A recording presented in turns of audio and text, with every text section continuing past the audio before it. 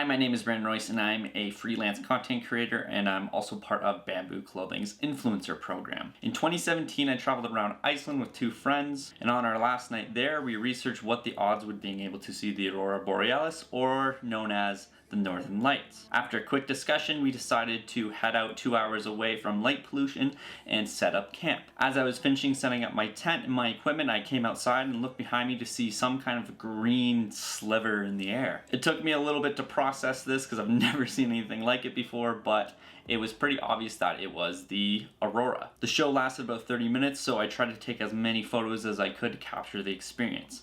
But it was enough to get me hooked.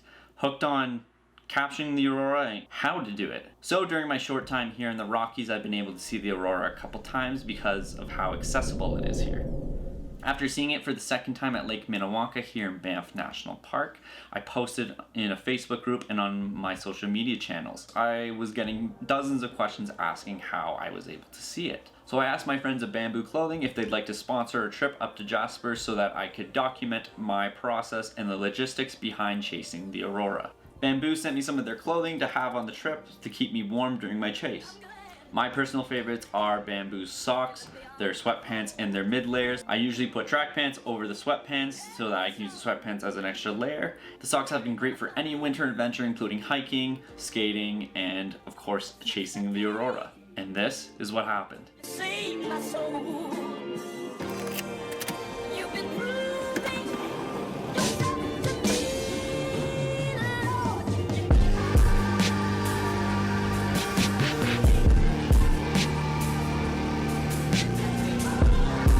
While we were in Jasper, we had 3 days to capture the Aurora. And it started off by step number 1, checking the forecast. As you can see, it's a giant mess.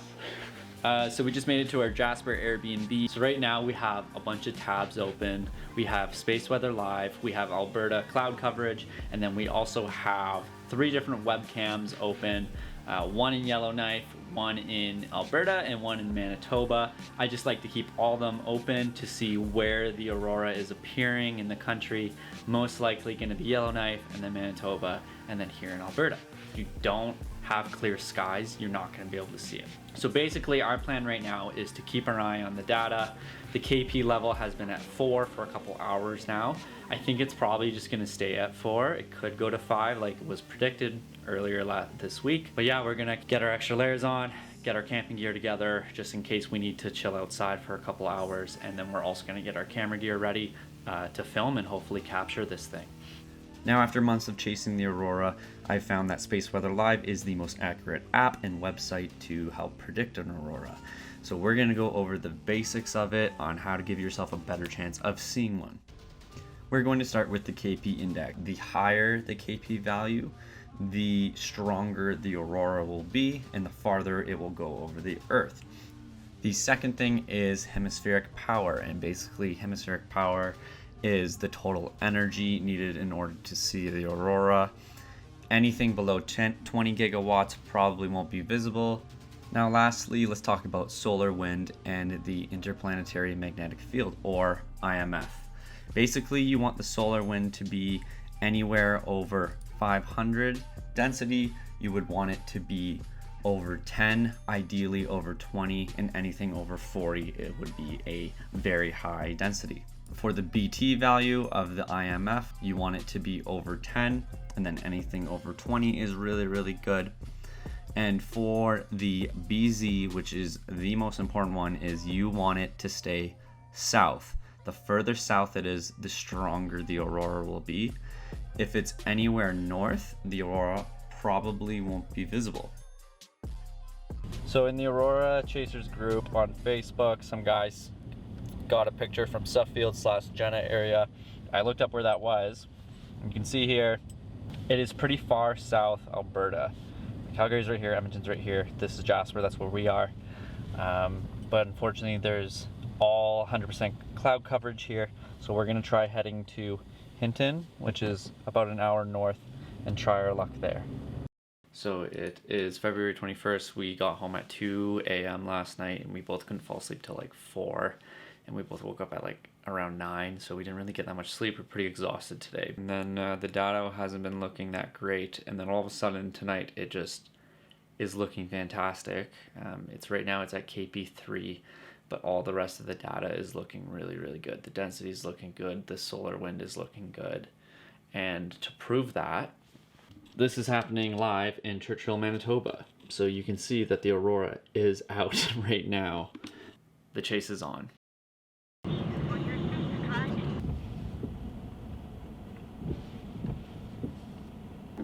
So we're at the gas station just loading up right now. So we did decide to head out. It's raining in Jasper right now, so we know we're definitely not going to see it here. The thing about the chase is sometimes you need to go to extreme lengths to see it. So basically what we're thinking is we're just going to go to Grand Cache and wait around and hope for the best. So I'm really hoping we see something, but yeah, I mean, we won't know until we try.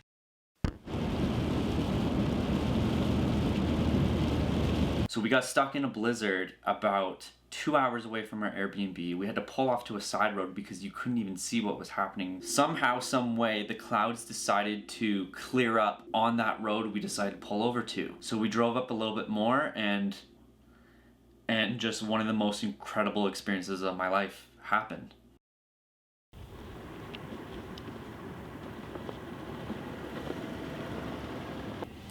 So we're heading on back to Jasper, and we got caught in a blizzard. So now it's 1:20 in the morning, and we just pulled over because you literally can't see anything on the road, and yeah, we really got screwed. So worst case, we have to sleep in the truck on the side of a road, or we try driving again later in an hour or two. It is 1:30 in the morning. We are still about 2 hours out from Jasper. So we're going to see how long it takes to get back. It's here. So it's really windy, and I don't know if you can hear me, but after we got stuck in this blizzard with 90-kilometer winds, I went out to take just a shot with my camera because it was insane. Like, literally, we thought we were going to have to pull up the side of the road and sleep the night. Literally, in a blizzard, we couldn't see the road, and now we're just taking pictures of the aurora. Oh man, this is what the chase is all about. Let's go.